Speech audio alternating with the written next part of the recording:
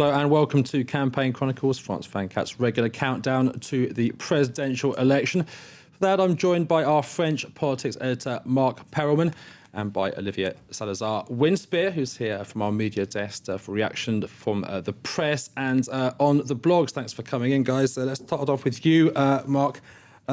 One subject really dominating the headlines over the last couple of days. Marine Le Pen, the far-right leader, did very well in the first round. And Nicolas Sarkozy has been accused of going a little bit too far in terms of courting her votes. Yes, both candidates, Nicolas Sarkozy and his socialist rival François Hollande, are courting those votes. And yesterday night, they were on a big political show, one after the other. They will be debating next Wednesday against each other. And they both addressed those voters in a much more direct way for Nicolas Sarkozy, but François Hollande did as well, try to talk to them, to reach out to them without appearing to do so. Let's see what they had to say. François Hollande and Nicolas Sarkozy take their presidential duel to the airwaves with two different strategies for winning votes. French President Nicolas Sarkozy is courting the far right, following a surprisingly strong turnout in the first round for the National Front candidate Marine Le Pen. More than 6 million people voted for Le Pen, and they are not far-right voters.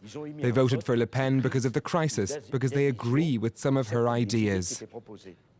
I want to tell these voters that I respect them. I'm not in a position to tell them what to think because I don't live in a difficult neighborhood.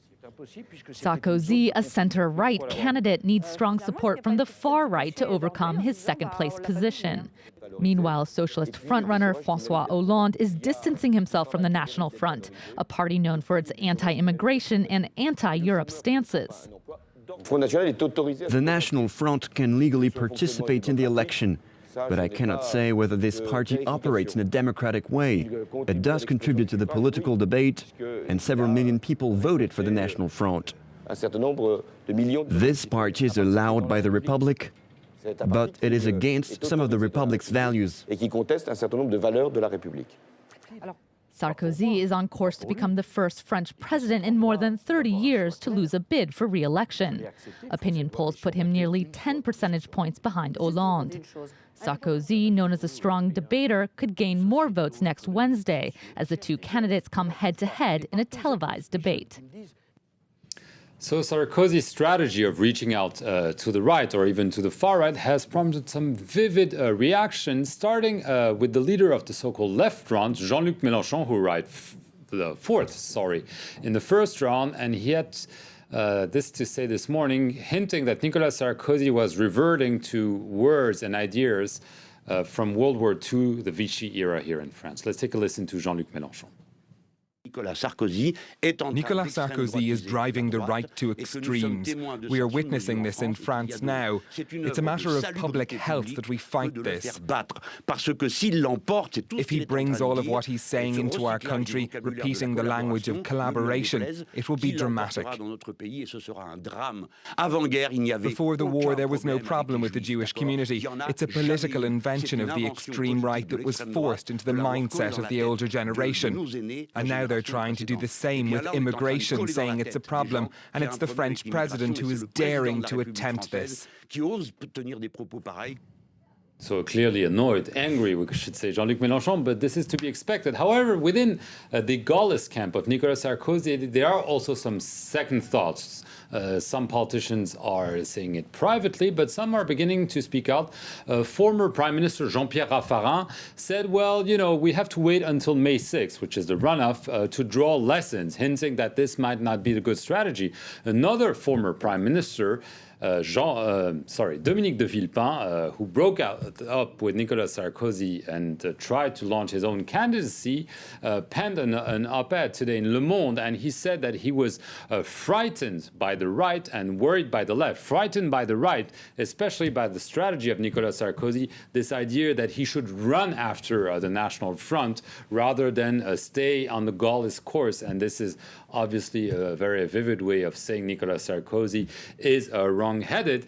And this as well to a recent headline in the communist paper L'Humanité, which compared Nicolas Sarkozy to Marshal Pétain, again, the Vichy era, prompted the candidate, Nicolas Sarkozy, to react very strongly tonight at a rally in Burgundy, in Dijon. Let's take a listen to how Nicolas Sarkozy is reacting to this criticism thrown at him. Since Monday, I'm supposed to have adopted a harder line. Since Monday, apparently, I've made my policies more extreme. I haven't announced a single new policy since Monday. It's a trial by speculation, a Stalinist trial like in the good old days. Well, meanwhile, before addressing socialist supporters in the city of Limoges, a major rally there, François Hollande stopped in Bourges, where a music festival is taking place. He met with French band Zebda, who've called their fans to vote for Hollande. The socialist candidate also explained what his policies would be regarding culture.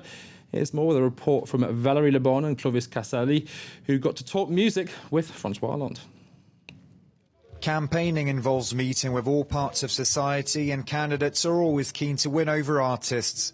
François Hollande is no exception. The socialist leader headed to the Printemps de Bourges music festival to meet with French band Zebda.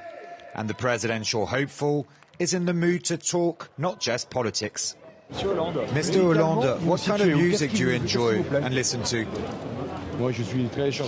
I like the old French classics. It's a mixture of new songs. Groups like Zebda and others. I also like traditional music. Voulzy, Souchon. Did this remind you of music festivals you went to when you were younger? Yes, I've been to a lot. At that time, these were big concerts. I'm from an older generation, the generation of the Isle of Wight festival. Politicians also have groupies, it seems. After signing autographs and posing for photographs, François Hollande explained his vision of France's so-called cultural exception. He believes in the importance of subsidizing music, cinema, arts in all its forms. Ideas to appeal to these crowds. I am living in France. My husband is French, and I think François Hollande will be really appreciated in Ireland. Why? Because Sarkozy is not really very well appreciated in Ireland. And I think François Hollande is somebody that will represent France in Ireland. During his morning at this music festival, François Hollande was able to measure the level of support he enjoys among French youth. Of course, he didn't forget to also take time to talk to the parents. François Hollande getting down with the kids there. Let's say hello to Olivier Salazar. Winspear has been monitoring the election in the press and on the internet. What have you got for us, Olivia? Well, there we saw the campaign trail as it is, and there has been a bit of last-minute news from not the campaign trail, but the almost campaign from Dominique Strauss-Kahn.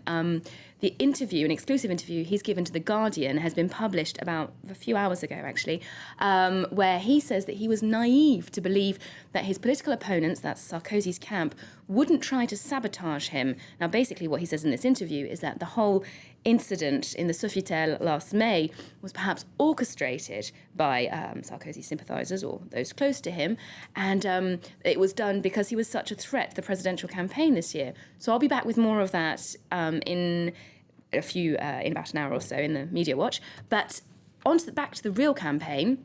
We're all looking at the debate next week, the televised debate between François Hollande and Nicolas Sarkozy. Today we've seen who will be directing that debate, who will be behind the cameras. And it's a man called Jérôme Revon. Now, this was Sarkozy's choice. This is a man who already directed the debate between Sarkozy and Royal. That was in 2007. And many people seem to think that Sarkozy came out of it quite well.